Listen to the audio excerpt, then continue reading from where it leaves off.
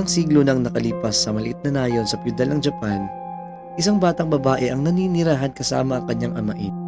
Ang kanyang ina ay pumanaw na ilang buwan nang nakakaraan dahil sa isang malubhang sakit. At ang tunay naman niyang ama ay namatay sa isang aksidente. Naiwan siya sa walang interes at malupit niyang amain. Sa kalupitan ng kanyang ama-amahan, ipapagawa sa kanya ang lahat ng mga gawaing bahay. Ang pagluluto, paglalaba, at paglalaba sa mga damit ng kapitbahay bilang kapalit ng pagkain. Ipapagawa rin sa kanya ang anumang bagay na hindi niya gusto at hindi siya mapakali sa kanyang sarili. At sigurado akong hindi pa kaya ng dalaga ang pag-iigib ng tubig sa balon. Kaya nangangailangan ito ng paghila sa isang mabigat na balde na puno ng tubig sa itaas at pagkatapos ay ibuhos ito sa isang malaking balde.